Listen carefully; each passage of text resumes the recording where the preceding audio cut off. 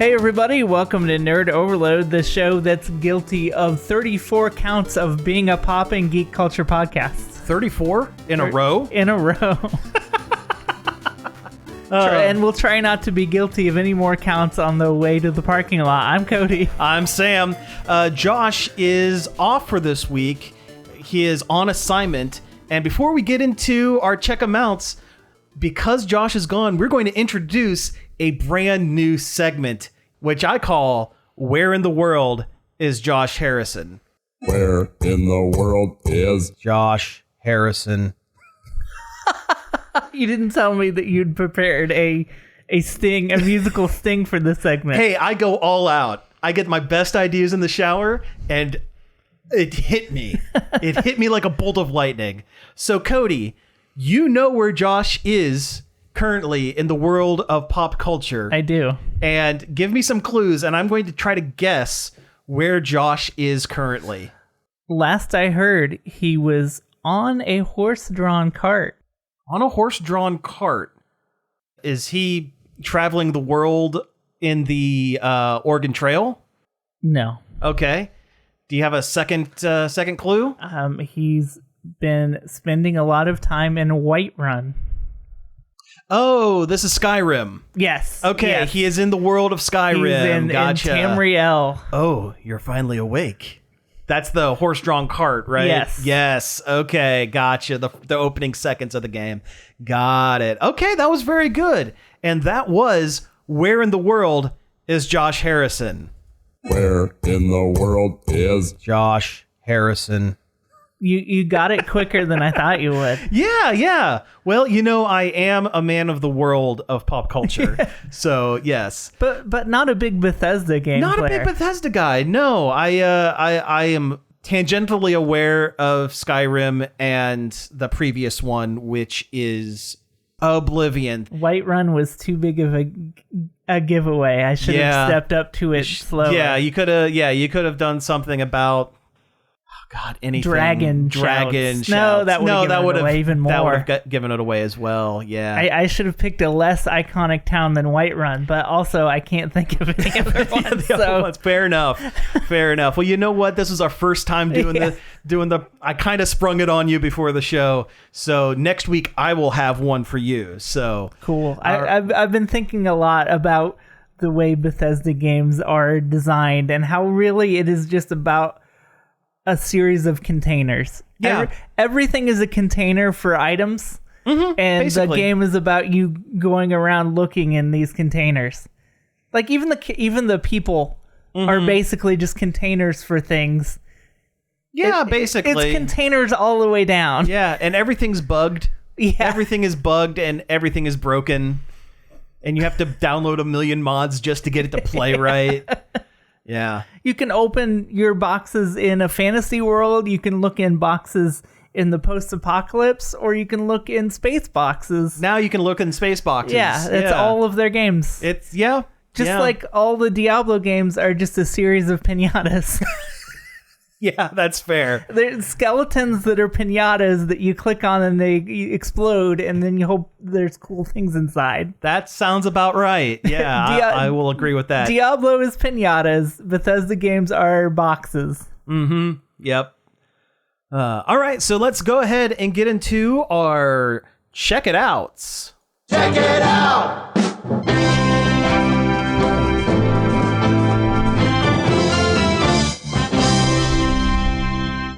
All right.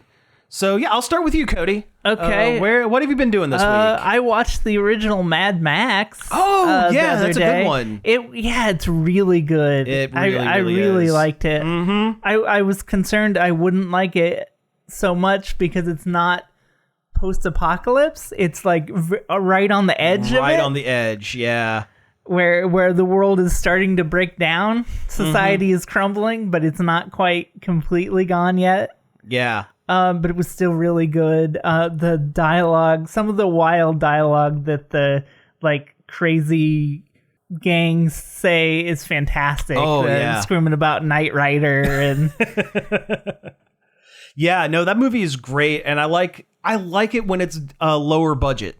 It kind of gives an extra little oomph Yeah. to it, especially in a near post-apocalyptic world where things are falling apart. Yeah. And you can go on this low of budget, you destroyed how many cars? Right. Yeah, exactly. It's wild that they ever did a sequel because of the way it ends. I mean, I guess I can spoil the ending. Oh, of yeah, a you totally movie can. From 1979. I think that's fair. But Max becomes the thing he hates. He becomes a violent maniac on the road. Yeah, and because he was like originally a cop or something, wasn't he? yeah, he's like one of the last like structured Lawbringer kind of. Yeah. Guys, Because they're not called the police. They're called like the main force or something. Something like that, yeah. And then they show how kind of corrupt they are and how the justice system doesn't work anymore. Like there's a sham trial where nobody shows up, so the guy just goes free. Oh, gotcha. Yeah, that's right, yeah. So, the movie's great. Yeah, Max tries to quit because he's afraid that all the violent action of enforcing the law on the road is just going to turn him into a violent maniac, and it does. Yeah. And then they do a sequel. Where, like, I guess being a violent maniac is the only way you can survive after the post-apocalypse happens. I suppose, yeah. Was that the Road Warrior? Yeah. Yeah. Which I've watched most of, but haven't finished. Mm-hmm. And then there was a third one, Mad Max Beyond Thunderdome. Which I've not seen at all. Which I've heard is not very good. It was kind of a cash grab. Yes. It's the Escape from LA of the absolutely the it franchise. Is. Yeah. That's another one. Like, I love Escape from New York. That's a great movie. I hated Escape from LA. LA is kind of just the same movie again, isn't it? Yeah, more or less. Except now there's like a hang glider sequence that's stupid. Yeah, and Bruce Campbell's in it for one scene. So he was the plastic surgeon guy trying to get perfection. You can barely tell it's him because they put so much prosthetic on him, but it's him. He's the plastic surgeon from BioShock. Yeah, kinda. Yeah.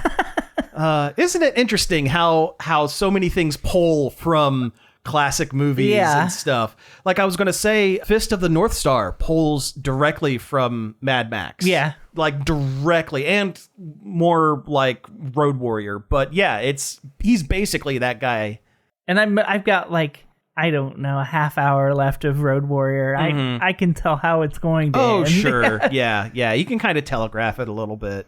It's much more violent than Mad Max was. There's a lot more gore in the second one. Well, they got a budget increase, so they can do more stuff. You can go buy more squibs. Yeah, basically. There's all kinds of fun, wild like character choices, like the guy that doesn't have legs, so he's on a crane. Oh yeah, everywhere. Like that's so clever. It is. It really is. And I love the character choice that Max gets his leg messed up in the first movie, and in Road Warrior, he has like a polio brace on his one leg, and I'm like, oh, that's so cool that they continue to link the two movies like that. Yeah. That's what you get when you have the same writer director doing all of them. Yeah. George Miller, he did all of them. Is this in preparation for watching Furiosa by any chance? Kinda, yeah. I really want to go see it, but I just haven't been to the movies in forever. Same here. It's too expensive. Yeah, I hate to say it because I used to go to the movies all the time. Yeah, I really wanted to see Dune too, but I just never got around to it. Also, Same. Yeah, being in the movies for 3 hours is kind of a big ask. It sure is. Yeah, especially when in 4 to 6 weeks, it hits streaming. Yeah, which Dune 2 is on Max now, so maybe he'll get around to watching it on there. Oh, sure. I mean, it's not going to feel the same, but like big enough TV and a decent enough sound system, and you can mimic the theater experience without someone loudly eating popcorn directly in front of you. In their expensive popcorn bucket. Yeah, which we're going to get to in the news section. There is a popcorn bucket that's coming up. Won't tell you what yet. That's called a teaser. It's not the Garfield one. It's not the Garfield one. They should have made a Garfield one that looks like the old phone. Yeah. I still kind of want one of those old Garfield phones, just as a kind of a gimmick Novelty thing. Phones are cool, even though can't really use them unless you want to pay for a landline. Yeah, and I don't. I have a novelty Spider-Man and novelty Wolverine phone that are both super awesome. Yeah. But I can't do anything with them. Yeah. Well, you know what? They're like cheap frop. Yeah. I really want to know if they like ring in a specific way. There's got to be a way to hook a cell phone up to a landline phone as like a charger or something. Like does the Spider-Man go like, my spider sense is tingling every time the phone rings? That would be so good. Does Wolverine go, Bub. It's the phone, Bub. Yeah. Snicked, Bub. Snicked, Bub. Yeah. All right. So the thing that I have done this week, I'm going back to the Dropout .tv and watched one of their newest shows that actually was nominated for a television Emmy. Wow. Believe it or not, called Very Important People. We sat and watched one of them. Yeah. It's a 12-episode series. It just wrapped up, but it's long-form improv, and the whole gimmick is the host, Vic Michaelis, they're given like a basic idea of what this guest is going to be. The guest that's coming in is another improv artist, and they are given surprise prosthetics. They like their eyes are closed the entire time the prosthetics are being applied, and they're given 5 minutes basically once they see what they look like to come up with a character. And then Vic and this improv monster come in and do a chat interview show that quickly goes off the rails. And they've done some like someone was dressed up as a pig person, and they came in as pig number 2 from the Big Bad Wolf. And it seemed like the pig's whole goal was to try to make Vic break, which they did like a couple times. And they've done they've done a grown up child pageant person who was charged of vehicular manslaughter. Yeah, that's a good one. What was the one that we watched? Tommy Shrigley. It was like a self-help. The self-help. He was a mental health advocate, but was given like a crazy, like buff, super buff, almost looked like Boa Bobo from Double Dragon. Yeah. And they gave him these little tiny plastic hands that he's constantly clapping. Yeah. Come on, everybody, give me a little clap. My favorite bit from that is they're going back and forth like rapid fire. You found $100,000? Yes, I found $100,000. What did you do? I invested it and I turned it into $16,000. Isn't that better? Don't you feel better? Yeah. Oh, yeah. No, they're so good. They are so good. I would highly recommend going out and checking them out if you... And it's like not the improv that is cringy, because there's some improv that I watch that I get almost secondhand embarrassed from watching. Usually it's live improv. I've only been to one live improv event, and it was the anime one at Ruby Tuesday in Columbus. It was awful. That is... I feel bad for you for seeing that. That is... I knew that was going to be bad. Oh, yeah. Because they do it at cons, too. And it's always... There's always one particular joke that they go back to as their crutch. Every time, almost. Yep. Yeah. I sat through 5 minutes of that at a con, and I was like, no. Nope. Nah. No, I actually have watched the Marion improv group, the Shovel City improv group, and they're pretty good. They're pretty good. I mean, I still got a little bit of that secondhand embarrassment, but not because they were bad, but just because it's an all me thing. Yeah. I picture myself in those shoes trying to go, okay, what can I do? And just like bombing on stage. Oh, yeah. And yeah, it makes my skeleton want to jump out of my body and run away. But no, I mean, it's a good thing we pre-write this entire show. Oh, the whole thing. Yeah, there's no improv on here at all. Because if we didn't pre-write it, this would be embarrassing. So yeah, that's basically what I've done this week. I mean, I've also been playing more Stardew Valley. I've been playing a lot of that. I am so close to having 100%ed it. Nice. Which is a Herculean task. Oh, yeah. The one last thing that I'm stuck on is you need to have one certain building on your farm, and it costs $10 million. Oh, my God. And I am at $2 million currently.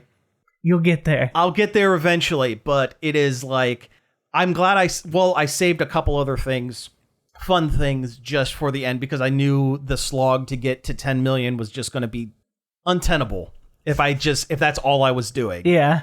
But no, I have saved the romancing of the characters, and apparently there are special cutscenes if you go through and romance every single one.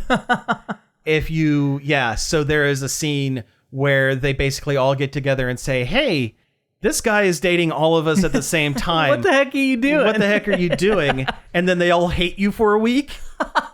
Unless you have a special item in your inventory, which in that case they go, hey, he's been dating us all for like so long, but he's a nice guy, so he makes us happy. So, hey, why not? I've never done it in the game, and I want to see that cutscene. It becomes Stardew sister wives at that point, and brother wives.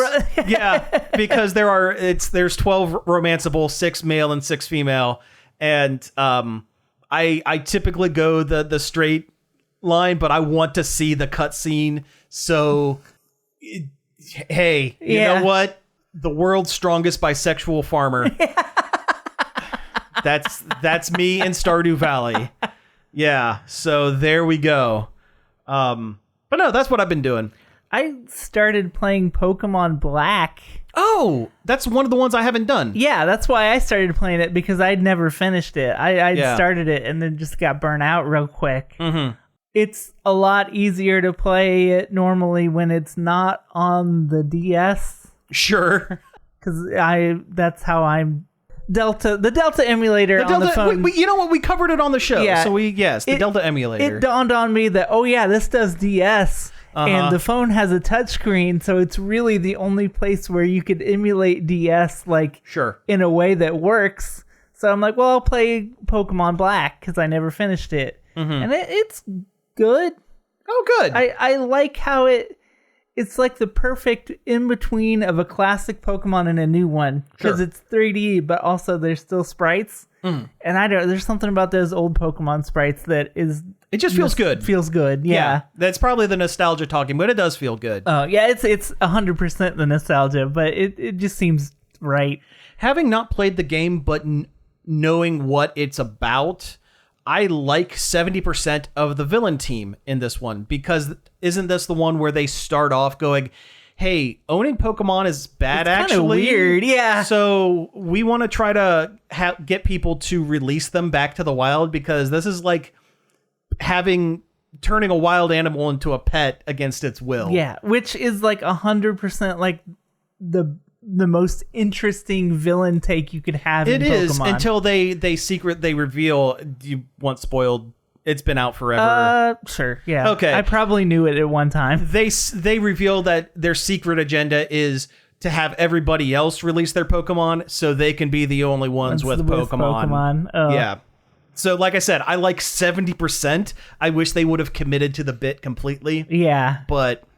Because that's the first thing you think of when someone explains to you the concept of Pokemon. You immediately go, is that okay? Yeah. I mean, if you're not a child going, hey, get them all. Yeah. Yeah. When you think about it as an adult, it's like, this is like trapping a deer and then saying, hey, you are my pet now. And also we're going to enter deer fighting. Yeah. You have to fight till you're no longer conscious. Yeah. Yeah. And I'm going to tell you exactly what to do the whole time also. Yep. No free will. Unless you're confused, in which you can hit yourself.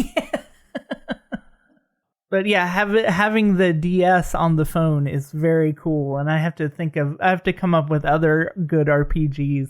Mm-hmm. It's been so long since I've even touched the DS library at all.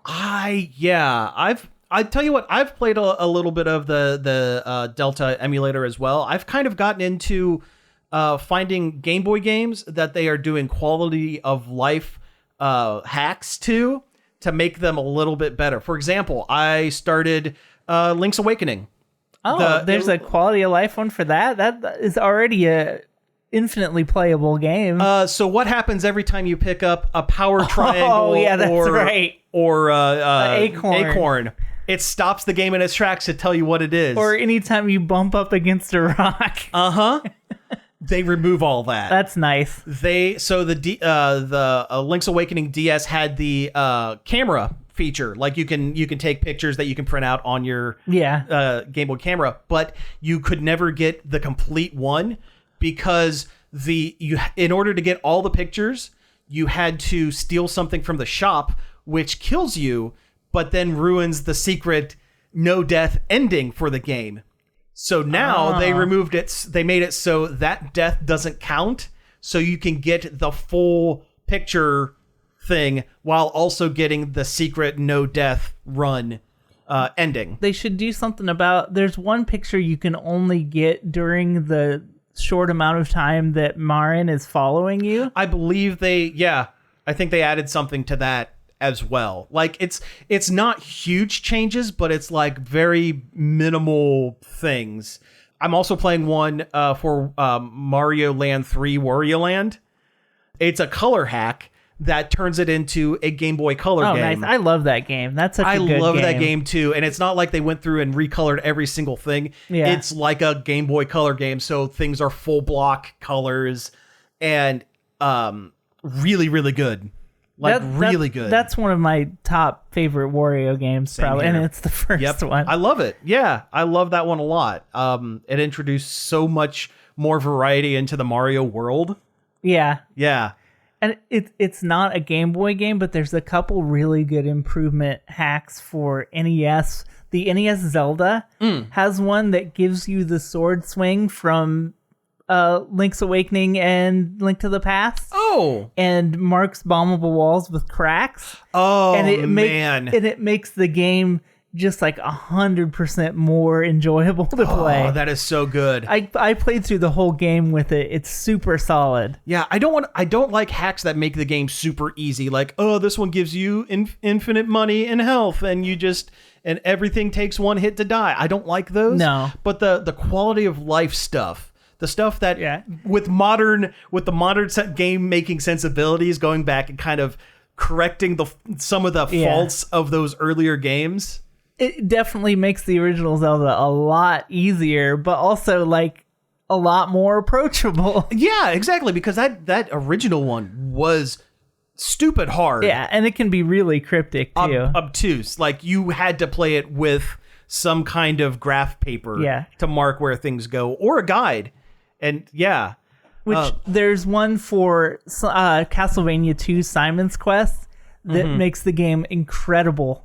Oh, really? Like it turns it from a barely functional Metroidvania to like a really good, like super good game. Oh, that's great. And it like retranslates the dialogue so you can tell what's going on. Oh. It adds a map. That's it excellent. makes it so you can save the game. Oh, yeah. Like I 100% recommend that one too. That one's killer. That actually reminds me, one of the ones I'm playing is Super Mario Land 1. It's a full graphical revamp, and it adds Luigi as a second player with the float jump. Completely changes how the game plays. Yeah, and the jump is already totally whack. Oh, yeah. In Mario Land 1. Oh, it absolutely is. I just replayed, because it came out on the Switch. Yeah. I just replayed through it. It took me like a half hour. Oh, it's very short, but that's a game that I also wish had a save function. Because you have to play it all, you have to beat it in one sitting. Yeah. Yeah. Which now you can save state on the Switch. Uh-huh. But old video games. Yeah. They're a good time. Go figure. They're very good. I love the low level of investment an old video game has. Like, you can sit down and you know you're going to be playing it immediately. Yep. You're not going to have to watch a half hour of cutscenes or like wait until the game gets good. Yeah, exactly. Or like lets you loose. Yeah, I mean I like tutorial areas for certain games, but I think some tutorials are super long and drawn out and doesn't need to be that way. Yeah. Like I actually like the Cuphead tutorial because it's one level, You play through it real quick, and then they just throw you right into it. Yeah. As opposed to some of these bigger games where it's like you're 2 hours in and you've done one thing. Like and Fallout it's like, 3. You start a new game of Fallout 3, you have to be born. Yep. You have to live through the beginning of the character's life and make a bunch of choices. And it's like a solid 45 minutes before the game actually says, okay, you're free. Yeah. Yeah. And it doesn't need to be like that. No. Games don't need to be like, you're supposed to play games for fun, not to just watch a bunch of cutscenes and... Yeah, like I could sit in front of my Xbox and play a game that's going to be 45 minutes before I have any fun, or I could like go upstairs to my CRT and be playing the NES Ninja Turtles right now. Immediately. Yeah, exactly. Exactly. I could be getting mad at the damn stage in 20 minutes. Oh man, that was so bad. So hard. Yeah. Yeah. I just bought that game on eBay. Oh, really? It was one of those NES games where I was thinking about it. I'm like, it's weird that I don't have that. Sure. Yeah, that makes sense. So yeah. I had to eBay it for $15. Oh, that's not bad. Yeah. That's not bad at all. But yeah. The Battletoads.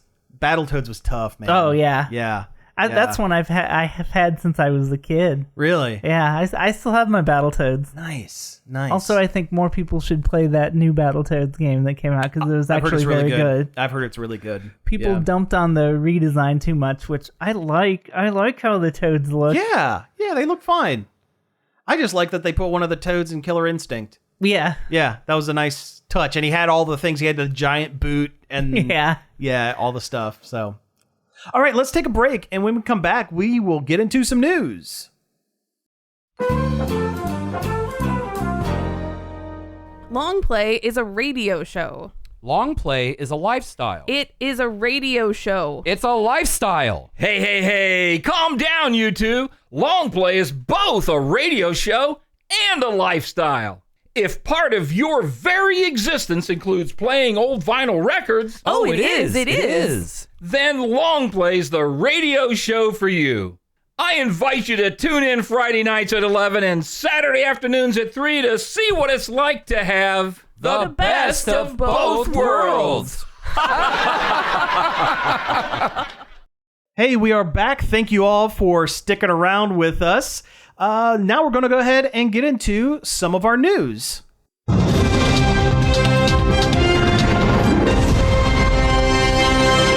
There was a 7-car pileup off the 305.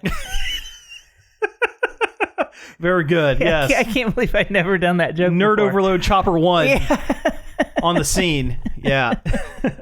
All right, so we have a bunch of things to go over, but the first thing is the PlayStation State of Play. We usually cover those whenever they come up. Yeah, this was like, it's getting to be around the time when E3 used to be. Sure. When all the companies would have their big, like, press conferences with a lot of news. Yeah. So I was ready for this one to blow my socks off, but my socks stayed snugly on my feet. There you go. This event. Yeah. No, we sat and watched it. You watched it for the second time. I watched it for the first time right before we started recording. And yeah, I mean, there were a couple of minor highlights, I guess, but for the most part, it was kind of lackluster, unfortunately. Yeah.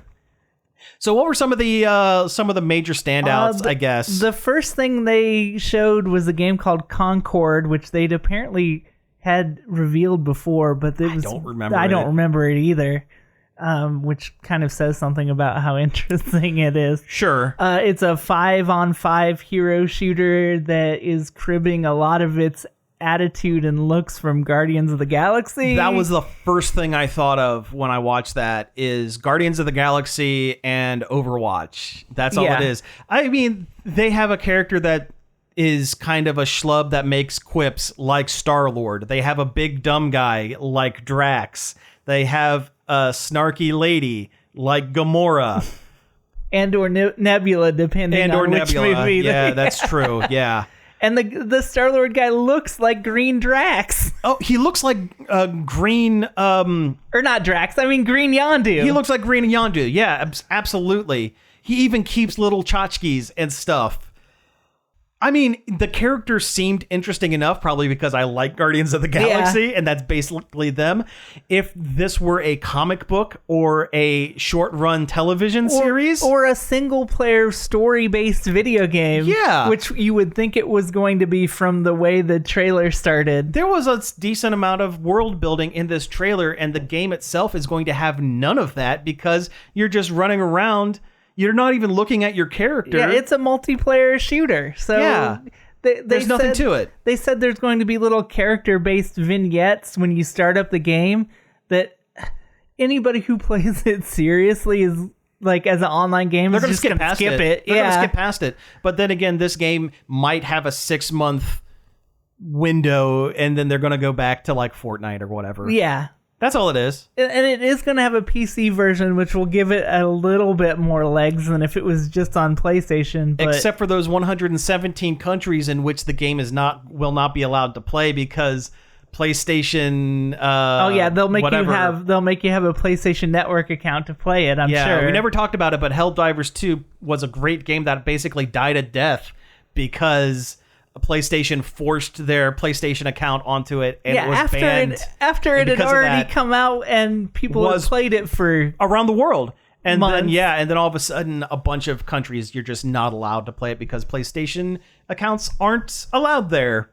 All right, next game is they're doing a new Dynasty Warrior Origins. This is the one where you're one guy that runs around a map and just wipes out entire armies of people. I mean, this game the Dynasty Warriors franchise has a huge following of people who love them. Because there's no thought. It's run to place, press button. Yeah. And that's sometimes there's nothing wrong with that. Yeah. I like there was a Legends of Zelda themed one that I really enjoyed. I guess I didn't play the regular Legends of Zelda one. I played the Breath of the Wild themed one. Yeah. But... Yeah, sometimes there's nothing wrong with run to place, press button over and over. There's Fire Emblem ones too, which are not great, but yeah. Because I don't want action Fire Emblem. That's not what I come to Fire Emblem for. Right. But that's neither here nor there. State of Play. They announced the God of War Ragnarok is coming to PC. Woohoo. Yeah, that's really telling when one of your exciting announcements is that an old game is going to be on the computer. There were quite a few of them that were just that, right? Yeah. Yeah. Silent Hill 2, tell me about that. It looks like they're taking the fan favorite horror game and then doing it wrong. Yeah, basically. Which is a really negative way to look at it. I mean, I hope this is good. Because I love Silent Hill, and Silent Hill 2 is good, but I don't know. It just something about it doesn't look right. Yeah, agreed. Like it kind of misses the point of the original. But I mean, we'll see. I guess we'll see. Yeah, we should also say the majority of these, the vast majority of these, there were no gameplay. It's all pre-rendered, pre-made stuff. Like trailers. They show you something pre-rendered that looks neat, and then they show you the game, and it's just it's it's Overwatch. Basically, they showed a Marvel game, Marvel Rivals, that's just Overwatch, but with all your favorite Marvel guys that look almost unrecognizable because they've over-designed all of the costumes to the point where, like, they don't look. It just looks like a pile of mess. Magneto doesn't look like Magneto at all. And they look like they won't work well from a gameplay standpoint because they need to have be simple and have strong silhouettes. And they don't. So you can tell what they are from any distance. Like, this is a lesson we all should have learned when Team Fortress 2 came out and they explained why the characters look the way they do. Yeah. Like, there's a whole director's cut thing where they explain how important the character silhouettes are. Yeah. When we were watching the trailer, we legitimately could not tell if we were watching Thor or Adam Warlock. Yeah. One of those characters is very popular. You'll never guess which one they picked for the game. The other one is Adam Warlock. Yeah, exactly. And yeah, we could not tell who it was until the end of the thing. I think they're both in the game. I don't know. I don't think they are. I think that was Adam Warlock both times. And he just looked like Thor because he had lightning powers. I don't understand. Let's see. What do we have? There's one that I am legitimately unsure what the game is going to be. Infinity Nikki? Is that what it was called? Yeah, that's what it was called. And it looked like some sort of fashion photo platformer with combat, and the music was good. The music was really good. It looked like almost like a Sailor Moon magical girl in a fantasy setting. And they showed one of the characters with a camera a lot. And it almost seems like it's almost like a Pokemon Snap, but also an action game.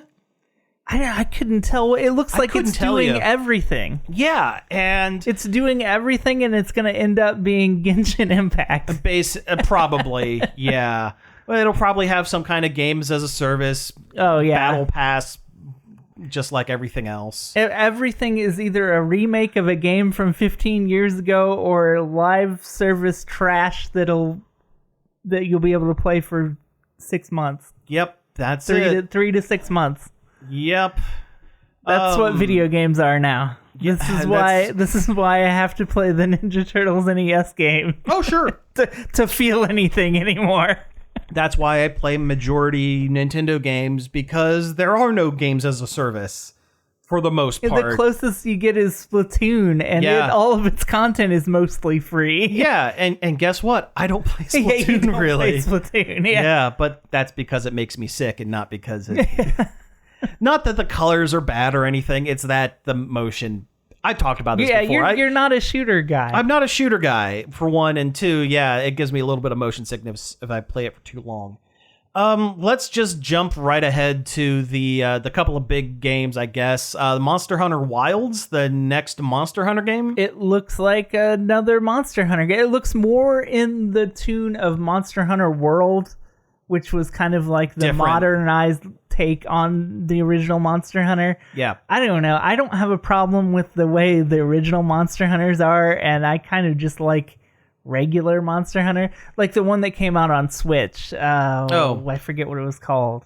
I forget which. I liked that one. Yeah. World was fine, and this looks like it's more in like World. The vein of World. Yeah. The only one I've really ever played was that Final Fantasy one that was on the 3DS. I liked that game a lot. That was really wish good. They would have did another one of those. Yeah, same. But, it looks fine. And then the last one is, what is it called? It's like something bot? Oh, Astrobot. Astrobot. It's like a follow-up to the free game that came with your PlayStation 5. Yeah. Astro was really fun. Yeah, Astro's Playroom was the original. And it's like a 3D platformer.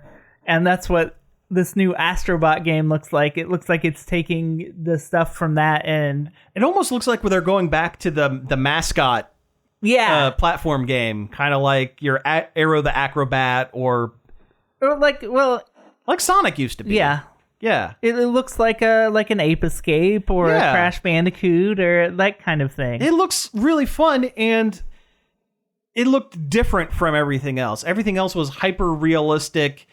Super like muted palette. Yeah.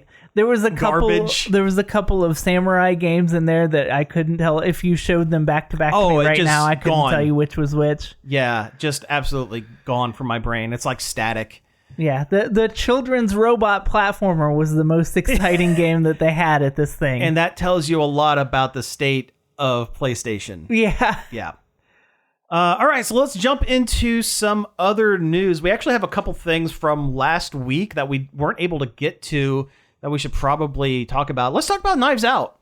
Yeah, there's another Knives Out movie coming, and they gave us the title. There was a teaser thing. A very short teaser, yeah. That just gives you the title, and it was called Wake Up Dead Man and Knives Out Mystery. Yeah. Hey, yeah, give me another Knives Out. I love both of them. I love the Knives Out movies. Benoit Blanc is new character of the new millennium. Yeah, he is super, super great. The #1 film character of the past 10 years. Mm-hmm. Oh, if they continue with these and they continue to be good, he is going to go down as like Sherlock Holmes. Yeah, he's gonna Agatha be up there Christie, whatever character she was from. Like film-wise, he's gonna be up there with like Indiana Jones. Yeah, and, yeah, great. And I loved Glass Onion too. I've seen both of them, but I loved Glass Onion the most. Oh, Glass Onion. That's the one I've watched the least, but I think about Glass Onion more than the original Knives Out. And just, not to say that Knives Out wasn't a good movie. It was fantastic. But yeah. Just it's so dumb, it's genius. No, it's just dumb. It's just dumb, yeah. Like, I love that line so much. I like the beginning where Benoit he gets depressed when he doesn't have a mystery to solve. Yeah. He opens that movie just in his bath, getting mad at Among Us because he couldn't understand how the game worked. Yeah. Like, he was mad that he couldn't deduce the killer or the monster or whatever in that game because it's all social deduction. It's not mystery deduction. It's not mystery, yeah. But can't wait. Looking forward to see what kind of celebrity cast they get for this one because it's going to be huge. It's going to be huge. And I like that it just shows up on Netflix and I don't have to go to the movie. Oh, is it just going to be Netflix only? I think that's what Glass Onion was.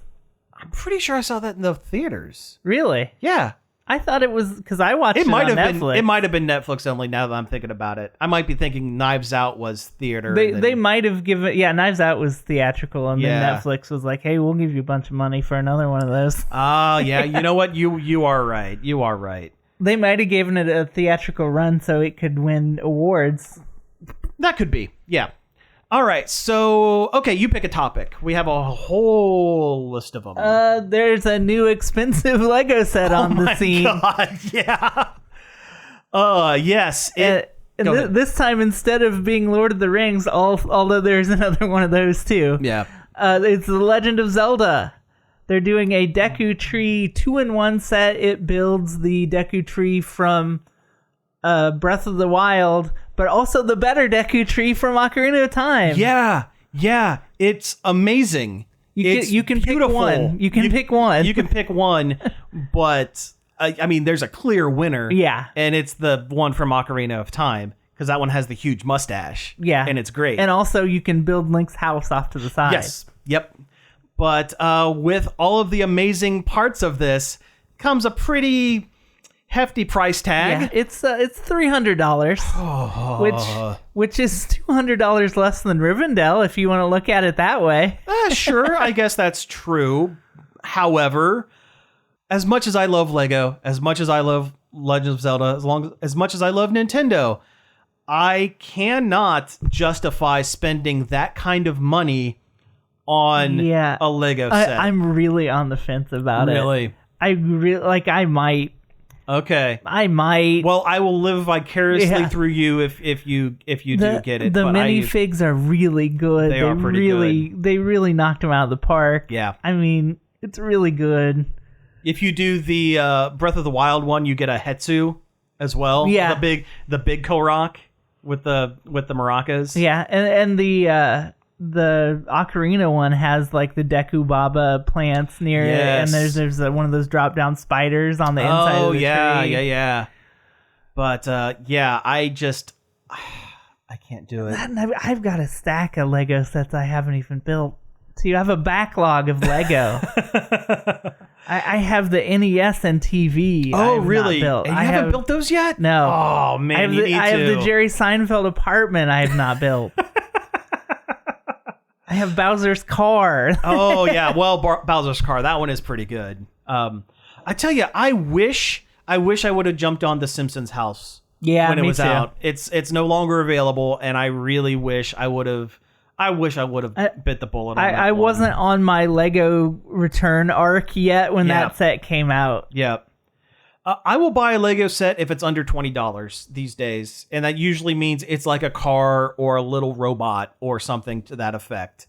I went ham on the space minifigure series that just came out. Yeah. Because there's a bunch of throwback ones to like the space themes they had when I was a kid. Mm-hmm. So I had to have the throwback ones, and I've got the M-Tron powerlifter. Okay. The B-Tron mutant and the Ice Planet guy. Oh, nice. I think the last two that I bought were Fast and the Furious branded car ones.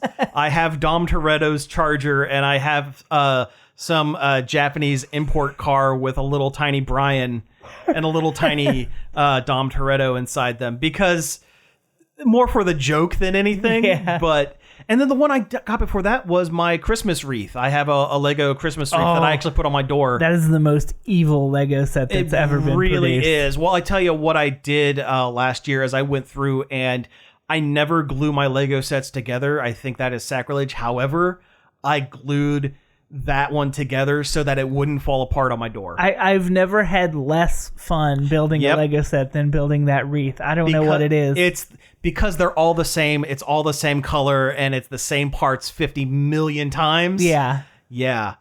But no, I glued that one together because the first year I had it, it kept falling apart on my door. Yeah, I have that one too, and the first year I put it up, somebody at the part, it was when I was living with my dad, and my brother and his boyfriend were over, and Samantha and I left to do something, came back, and somebody broke it. Oh no. I don't know who. Oh no. But somebody knocked it off the door. Oh man. There's the Knives Out mystery right there. There it is. Yeah, get Benoit Blanc on the case. All right. Let's see. The next one, King of the Hill. King of the Hill. Let's talk about this one. So they're doing a continuation series. It's not a reboot or anything like that. And nobody knew if it was going to be just from that time moving forward or what was going on with it. And they've been working on it for quite some time now. Quite a while, which leads me to believe it's going to be pretty good. But they have revealed that it is at least 21 years, or at least, how old was Bobby in the original series? Oh, I don't remember. Is he like 11? So it's probably 10 years in the future because Bobby Hill is 21 in this series. So it is a time jump, which means we're getting old Hank and old Peggy. Well, I wonder if Hank will have turned into Tom Anderson completely at this point. Oh, probably. Yeah. Will there be an episode where Hank has to buy a smartphone? He's had a flip phone for so long. Yeah. He's the last holdout for the smartphone, and now he has to get one of those god dang smartphones. Whoa. But yeah, now Bobby's 21 and he apparently works at a restaurant. He's a chef at a restaurant in Dallas. Yeah. So that's interesting. Yeah. Because did he do cooking and stuff? I know he did a lot of stuff at the end, the finale episode. Hank and Bobby bond over grilling and meats. Okay, so there is precedent for it. Interesting. Okay, so yeah, I guess that would be a continuation of Hank's propane to Bobby's chefdom, kind of. Okay, that's interesting. That's good. I am curious what they're going to do with. So there are some characters that their voice actors have passed. There's at least three. Because Brittany Murphy was the first one. Yeah. Unfortunately. Tom Petty. Tom Petty is Lucky. And the hardest one, the voice of Dale Gribble, whose actor's name I unfortunately cannot. I can't remember off the top of my head. But I think he was a writer for the show as well. Yeah. So I don't know what exactly they're going to do. I don't know at what point in the process of making the show that he passed. It was fairly recently. I think I've read that they had some stuff. They had some stuff. Okay. I don't know if they're going to just find someone who can do a Dale Gribble, or if they're going to kill off the character or have him go into hiding because the government is coming after him, or he thinks the government's coming after him. Yeah. I don't know. But I'm excited to see it. I am too. All of Mike Judge's, well, not all of, but whenever he's brought Beavis and Butthead back, it's always still really good. Yeah. Like, if anybody knows how to continue a franchise, apparently it's him. Yeah. Time jump reboot kind of things, they're hit or miss for me, but this one... It makes sense. This one feels right, and now feels like the right time for it. Yeah. I guess. Yeah. More so than any... Yeah, there's something about King of the Hill coming back that just seems like a good thing. Let me ask you this. So, I've been of the opinion for a long time that The Simpsons should have ended years ago, because it should have... You know that saying, die a hero or live long enough to become the villain? Simpsons lived too long and is now kind of the hokey... Although... You say it's gotten better. I have continued... I've kept up with it, and you still get a pretty solid episode every once in a while. But every once in a while. I remember season 7, 8, 9, or 6, 7, 8, somewhere in there. Every episode but they're all bangers. They're all bangers.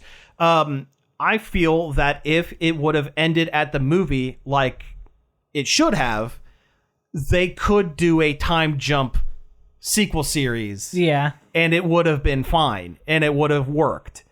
That way they don't have to keep bumping up Marge and Homer's birth date and graduation date, because they're now Gen Xers, technically. Whereas before, one point of pride that my parents had was they are the same age as my parents. They graduated in 74, just like my parents. That was the whole thing. They could have done a time jump, and because I know they've done some they've done jokey episode ones, jumps, but they could have actually seen where they went, because Lisa always becoming the president, I don't know if that would actually happen or not in this especially climate. in this timeline that we live in. I can't see that happening. Unfortunately. In the timeline of the mid 90s, absolutely, but but no, I think Simpsons should have gone that route instead of chugging along. It's too late now, though. I think if they did it now, it would just feel like a last gasp of trying to be relevant. It would just look sad. Yeah. What would it take for The Simpsons to go off the air finally? Because it's already the longest running television. Well, one of the longest running television shows, longest running animated show for sure. It makes Disney too much money still. They can still. They would have to have, and I hate to be morbid, they would have to have a pretty major voice actor pass. Yeah. Yeah. Like a Dan Castellaneta. Yeah, you couldn't recast Dan Castellaneta. I think that's what it is. Yeah. I think they could replace almost any of the other characters, but not Homer. Bart would be difficult. Lisa would be really difficult because Yardley Smith, that's the only voice she does. Because it's just her voice. Yeah, I think she's the one that still sounds the best. Yeah. Other than Dan Castellaneta is always great, and he still sounds like Homer. Mm-hmm. But Julie Kavner doesn't. Marge sounds rough these days. Yeah, and so does Bart. Nancy Cartwright. Bart sounds a little weird these days. Yeah, and oh gosh, what's his name? He just sounds checked out. Hank Azaria. No, not Hank Azaria. The other one from Harry Shearer. Harry Shearer. Although he's been checked out for like the last 20 years. Yeah, and he's always the last one to sign the contract. Sign back up. Yeah. Man, that reminds me. I need to go to Universal before they shut down the Simpsons World. Oh, they're shutting it down? Well, yeah, because Disney owns it now. Oh, right. That's right. So that we'll have to go to Disney World and spend too much money to see that. To have your vision of... have your sight line of Krusty blocked by a pillar. We talked about that last week, right? We did. Yeah, the Galactic Star Cruiser thing. Yeah. Yeah.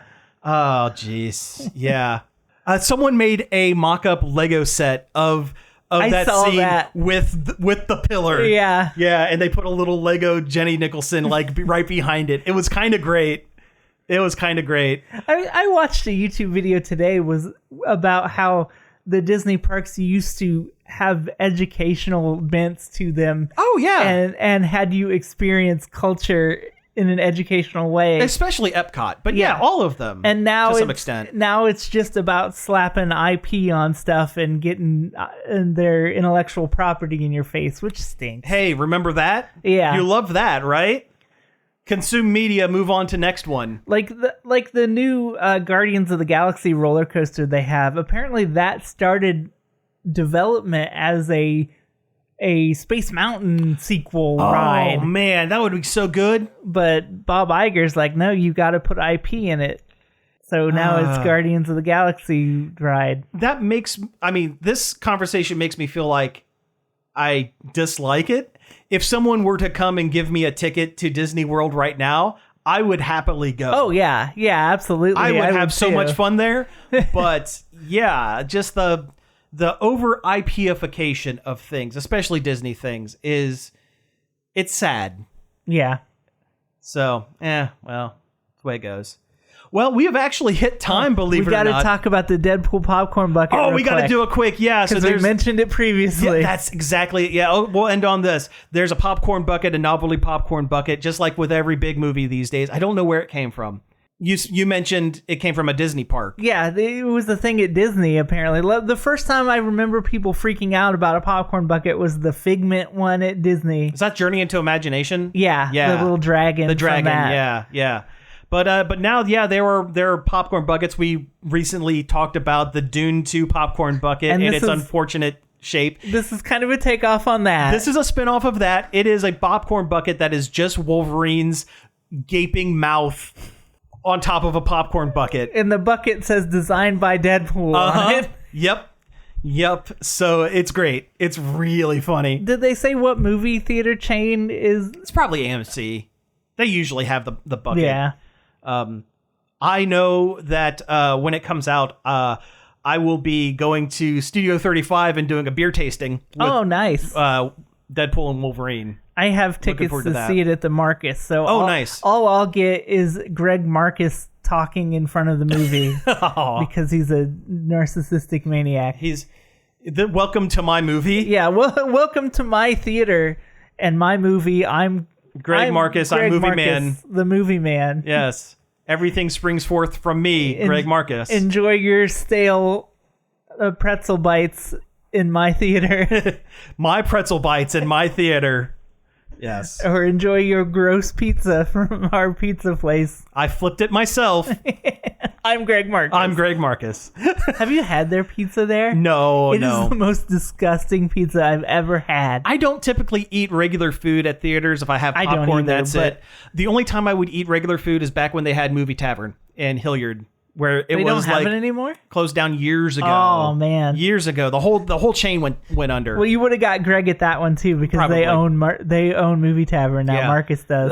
Applebee's level food, but you can eat it while watching a movie. Yeah, I kind of loved that. But the Marcus pizza is the thinnest crust you could imagine. Ooh. To the point where it tastes like you're eating a pizza that was made on a saltine cracker. Gross. Yeah.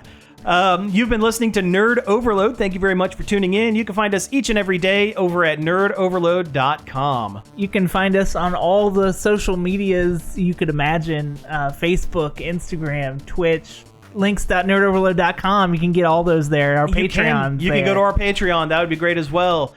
Email the show, staff@nerdoverload.com. Where in the world do you think Josh Harrison is?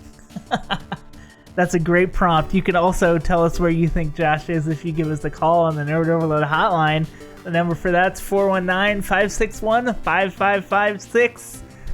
You can also text that line too. Yeah. You can leave a voicemail. You can leave a text. You can do all sorts of things. Let us know what you think. Absolutely. You can find all of our back episodes on various podcast apps, including Apple Podcasts, Spotify, Amazon Music, and YouTube. We're on YouTube. I keep drilling that in. We have a regular amount of 4 people who watch our show on YouTube. Thanks for you, 4 people. 4 people. Finally, I'd like to thank Parker for helping us out on the Facebook page, and David Pencil for the intro and outro to the show.